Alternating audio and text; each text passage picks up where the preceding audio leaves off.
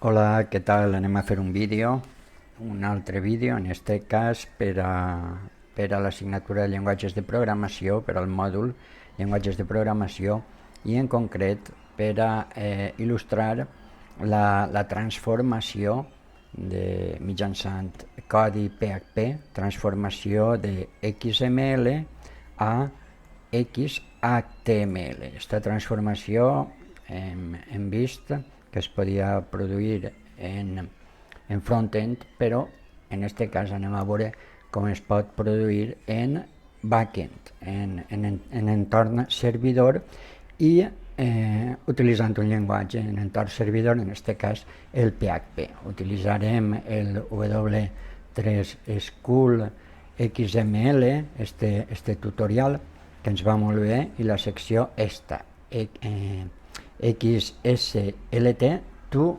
the server. Val? Així tenim, efectivament, val? A veure, així tenim, vale? El fitxer, diguem, a veure,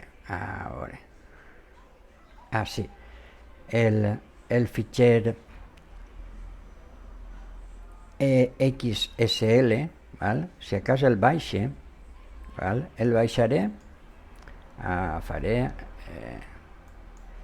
el baixaré, així tinc jo una carpeta que es diu PHP, val?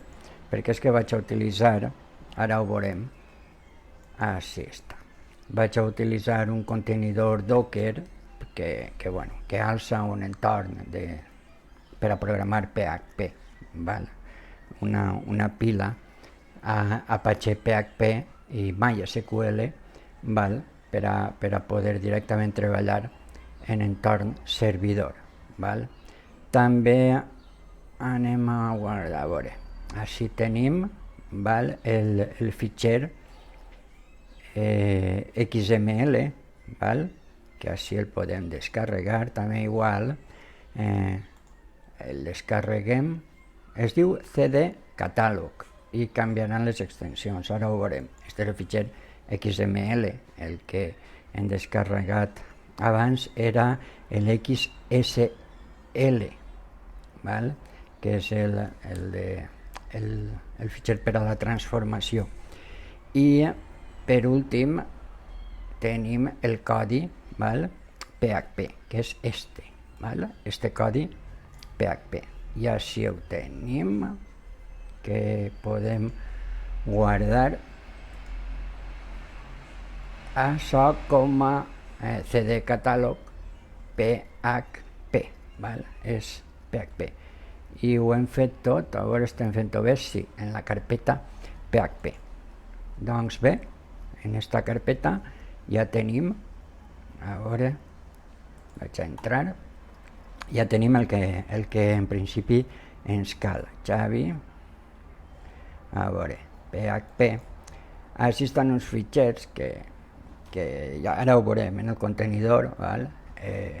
Bàsicament l'índex, el test per a este contenidor que calça un entorn de programació per a PHP, val? I hem afegit el CD Catalog PHP, el CD Catalog XML i el CD Catalog XSL, val?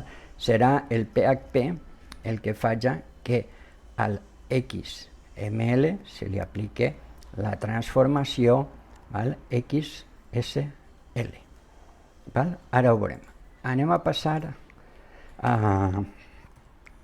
al Docker Hub, val? Al meu compte de Docker Hub, i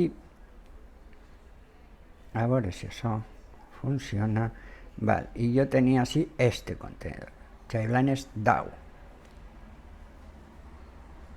Així està una xicoteta descripció, vale? Així, val? I la manera ràpida d'alçar-lo així en GitHub ens podem descarregar el que va dins la carpeta PHP, val? Així està copiant i pegant, val? Per alçar este contenidor de Docker, val? Així està. Bueno, genèricament, així tenim que substituir el meu usuari, en este cas, en este equip, el meu usuari és Xavi, val? I sense més, per el port 80, val? Anem a alçar este contenedor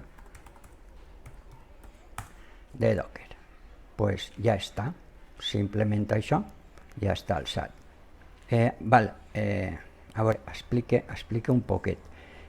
Així el que fa és, això és una ubicació virtual en la que en l'ordinador anfitrió, en el home Xavi PHP, ho vincula en el var 3W HTML, val?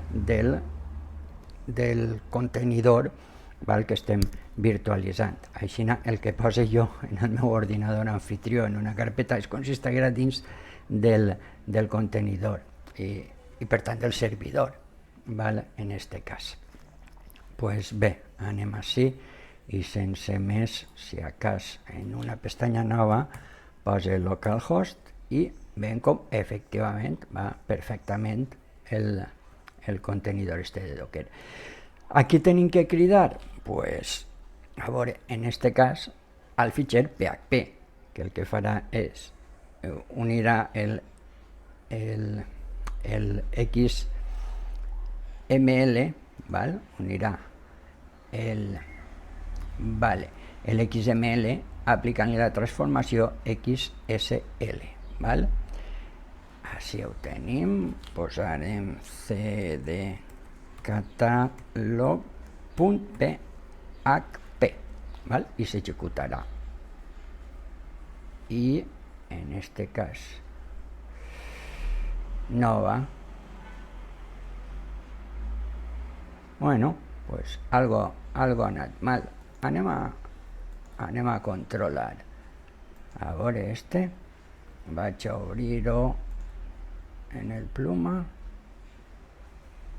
Ui. Això no és.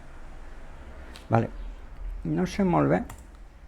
Bueno, sí que sé el que ha pogut passar. Clar, em va mostrar la pàgina de resultat del fitxer PHP, no el codi PHP. Val, el codi PHP està així.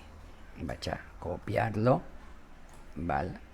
Perquè, clar, jo no puc descarregar fitxers PHP directament des d'un servidor.